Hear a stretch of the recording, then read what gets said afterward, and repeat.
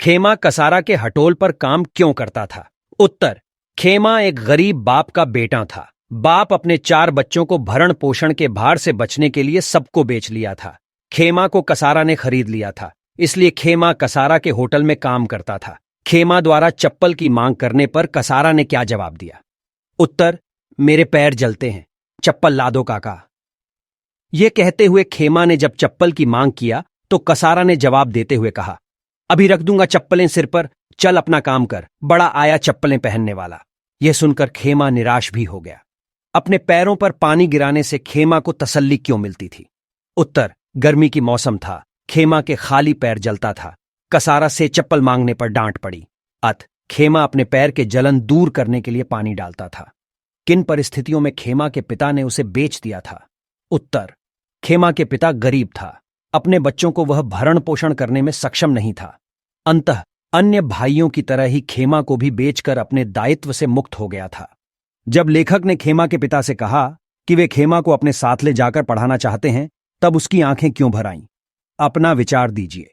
उत्तर: जब लेखक ने खेमा के पिता से कहा कि वे खेमा को अपने साथ ले जाकर पढ़ाना चाहते हैं, तब उसकी आंखें भर आई, क्योंकि उसके मन में अपने संतान के प्रति अनुराग जाग गया। हर एक पिता का अरमान होता है कि वह पढ़ लिख कर कुछ करेगा, बड़ा आदमी बनेगा, लेकिन वह तो अपने अरमानों का गला घोंट चुका था। वह खेमा को चंद रुपये में बेच दिया था। इसी कारण से खेमा के पिता की आंखों में पानी भर गया। पाठ से आगे खेमा कहानी पढ़कर आपके दिमाग में कौन कौन से प्रश्न उठ रहे हैं? उत्तर: इस कहानी को पढ़कर हमारे दिमाग में अनेक प्रश्न उठ रहे हैं, जैसे मनुष्य अपने संतान को क्यों बेचता है?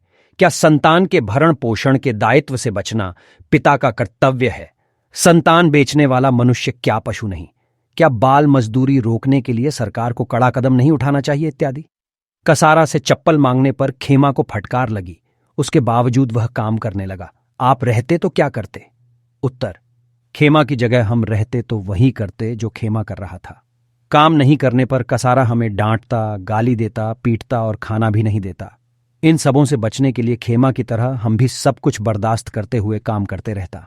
कसारा का होटल छोड़ने के बाद खेमा के जीवन में किस प्रकार का परिवर्तन आया होगा? अपने विचार लिखिए। उत्तर: कसारा का होटल छोड़ने के बाद खेमा के जीवन में अनेक परिवर्तन आया होगा, जैसे वह संतुष्ट होगा, वह पढ़ाई पर खूब ध्यान देता होगा, उसके खान पान, रहन सहन सब में परिवर्तन होगा, उसके हौसले बढ़ गए होंगे।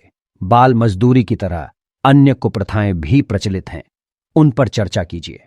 उत्तर: बाल मजदूरी की तरह हमारे समाज में कई कुप्रथाएं प्रचलित हैं, जैसे बाल विवाह, जाति प्रथा, विधवा बनकर जीवन बिताना आदि सभी कुप्रथाएं हैं। इन सबों पर कानूनी रूप से रोक लगना चाहिए। उपरोक्त कुप्रथाएं से समाज का विकास संभव नहीं है। बाल मजदूरी समाप्त करने के लिए सुझाव दीजिए। उत्तर: बाल मजदूरी को समाप्त करने के लिए मेरा सुझाव है कि बाल मजदूर रखने वालों को कड़ी से कड़ी सजा दिया जाए। गरीब बच्चों को पढ़ाई लिखाई के लिए विशेष योजना तैयार हो। गरीब लोग जो अपने बाल बच्चों को नहीं पढ़ाते, उनके बाल बच्चों को धनपान लोग गोद लेकर उसके पढ़ाई की व्यवस्था करें। गरीब माता पिता को भी आर्थिक मदद देकर बच्चों को बेचने या बाल मजदूर बनने से रोका जा सकता है। खेमा संक्षेप: खेमा मात्र 8-9 वर्ष का बाल श्रमिक है। गेहुआ रंग, 3.5 फीट की लंबाई, खाकी निकर और पैबंद लगी कमीज, तुतली बोली वाला वह बच्चा कसारा के चाय दुकान में काम करता है। मालिक कसारा चाय बनाता है और खेमा ग्राहकों को चाय पहुंचाता है, फिर ग्लास को धोकर टेबल पर रखता था। खेमा दुकान खुलने से लेकर दुकान बंद होने तक कसारा के हर एक आज्ञा का पालन करता है। अगर कंसारा डांटता या गाली भी देता तो खेमा चुपचाप अपने काम में लगा रहता था। एक दिन खेमा ने कसारा से कहा, काका पैर जलता है, चप्पल ला दो। खेमा की बात सुनकर कसारा बौखलाया और कहा, अभी रख दूंगा, चप्पल सिर पर, चल अपना काम कर, बड़ा आया चप्पलें पहनने वाला। गर्मी का समय था। नंगा पैर जब जलने लगता तो पैर पर पानी डालकर वह पैर के जलन को दूर करता था। खेमा ग्राहकों की भी भद्दी भद्दी गालियां सुनकर चुपचाप अपना काम करता रहता था।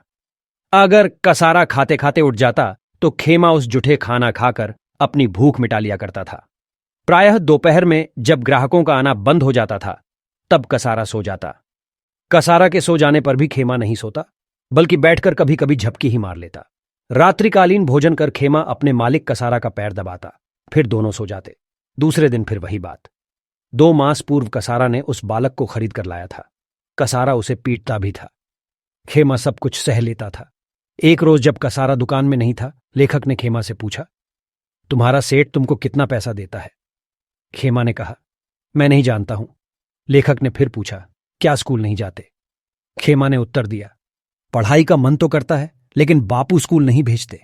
लेखक ने पुनः पूछा, क्या तुम अपने मालिक से खुश हो? उत्तर में खेमा कुछ जवाब नहीं देता है। लेखक खेमा के घर जाकर उसके पिता से खेमा को पढ़ाई लिखाई करवाने के लिए मांगा। खेमा का बाप रोते हुए कहा, ठीक है, पर कसारा का रुपया लौटाना होगा। लेखक रुपया देने की बात कहता है। खेमा का पिता कसारा के पास रुपया वापस किया, तब खेमा को कसारा से छुटकारा मिला। खेमा लेखक के शरण में आ जाता है। वह लेखक की सेवा तथा सब काम करना चाहता है, लेकिन लेखक उसे केवल पढ़ाई पर जोर देने की बात कहते हैं। तो दोस्तों, उम्मीद है कि ये वीडियो पसंद आया होगा। ऐसे ही एजुकेशनल वीडियोस के लिए हमारे चैनल को सब्सक्राइब करें और दोस्तों के साथ शेयर करें। अगर आपका कोई सवाल हो तो कमेंट करना ना भूलें। मिलते हैं एक नए वीडियो में एक नए अध्याय के साथ।